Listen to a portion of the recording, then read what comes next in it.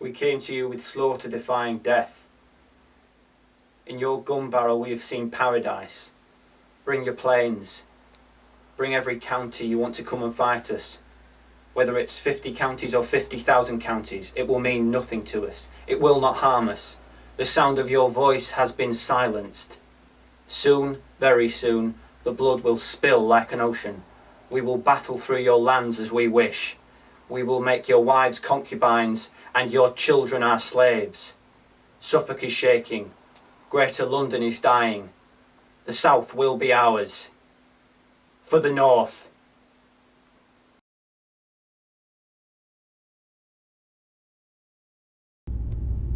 I travelled to a refugee camp on the Norfolk border.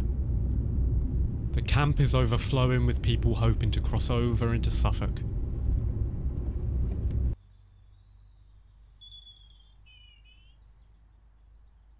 I met with Jack, an 18-year-old from West Yorkshire. He showed me his journey here.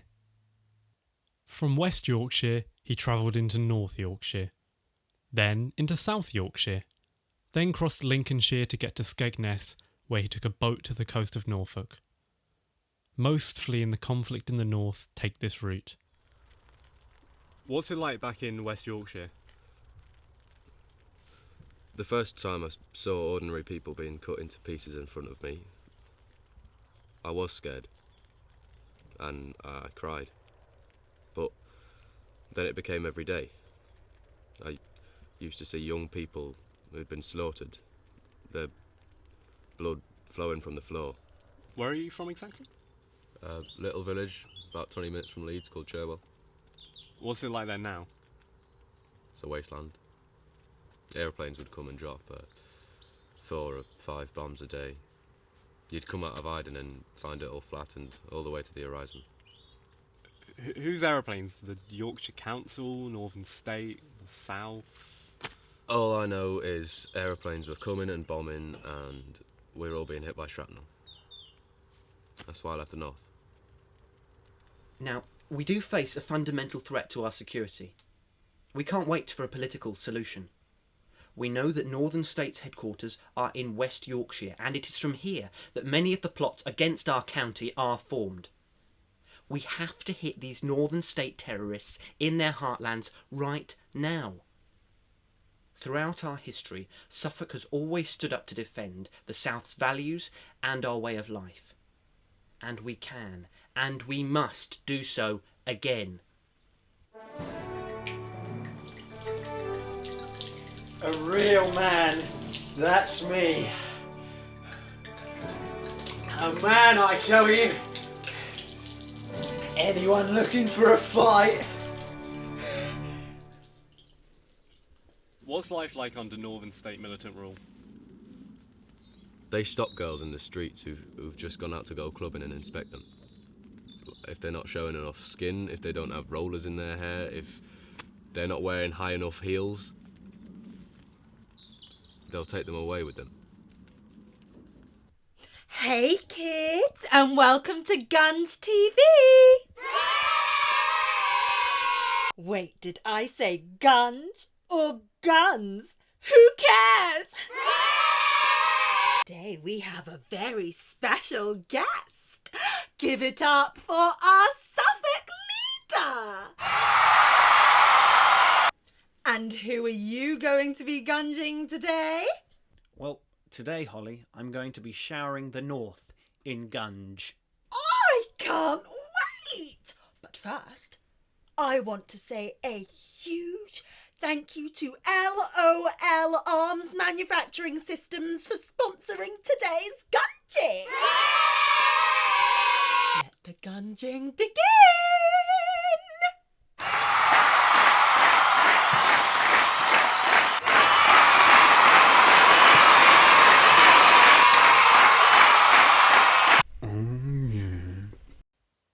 Jack wanted to show us someone.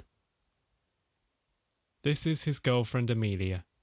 They'd been going out a year before the war in the north started. It was on a sunny day towards the end of the summer holidays. I was sitting in a garden. We were having a picnic, just drinking some cheap wine. Emile came out of the back doors of the house.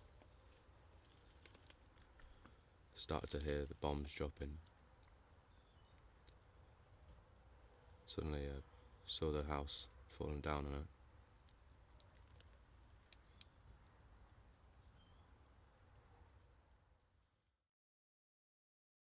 They're not happy in Manchester. They're not happy in Lancaster. They're not happy in North Yorkshire. They're not happy in West Yorkshire. They're not happy in Merseyside. They're not happy in County Durham. So where are they happy? They're happy in Suffolk. They're happy in Norfolk.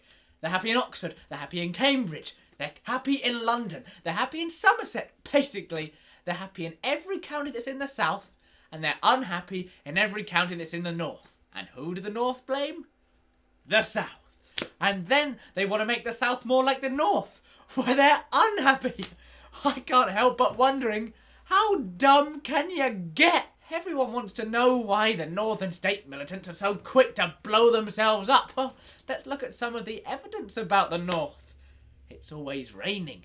They put gravy on their chips. Everyone's poor. Every girl is a slut. Everyone wears Burberry. Everyone calls dinner tea. Everyone's more likely to get an STI than a job. And then they're so quick to tell you, when you die, it all gets better. No shit, Sherlock. It can't get much worse. This is Suffolk First youth leader Seb Taylor speaking in an online video released last month. Suffolk First are a far-right organisation strongly opposed to northern people and their values. Since the war in the north broke out and people like Jack began fleeing the conflict, Suffolk First have held numerous demonstrations outside refugee camps, protesting that we're soon to be overrun by a northern ideology here in Suffolk. Seb Taylor famously refuses to do interviews with the Northern Run press. But I thought it was worth a shot, so I turned up to his house. So why do you hold protests outside refugee camps? They need to build another refugee centre in the north. West Yorkshire or something. Not here. That's where they belong. Why would you build a refugee centre in the war-torn county they're fleeing? All refugees need is food and water. Somewhere to sleep. Why not build a refugee camp in Yorkshire? London and Suffolk and Oxford have got most of the northern state militants sorted through airstrikes. No point leaving. Time to start rebuilding. I summon coalition airstrikes. They attack your life points directly. Ha! By doing that, you've activated my trap card. Radicalisation, which allows me to control any northerner whose family get killed by your airstrike. Our first date was in this really cool place in Leeds called Belgrave. It's not very touristy. It's this bar and food place. Really cool atmosphere. I don't know how to describe it without making it sound like any other bar. But it's just better. Really nice lighting.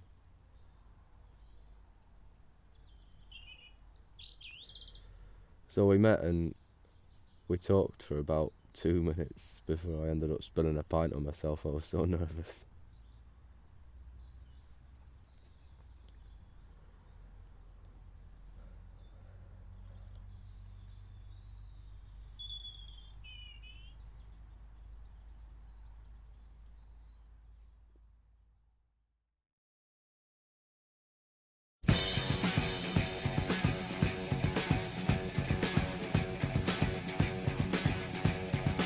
There's lots of things I don't know. I don't know how to whistle. I don't know how to cook salmon. I don't know when our leaders will learn that the best way to get rid of a hornet's nest is not with a sledgehammer. I do know this though.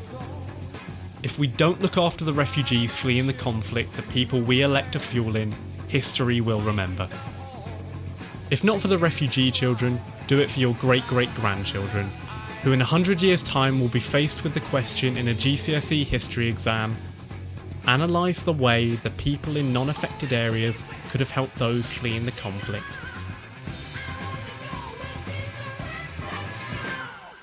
For God's sake, spare them the misery of that.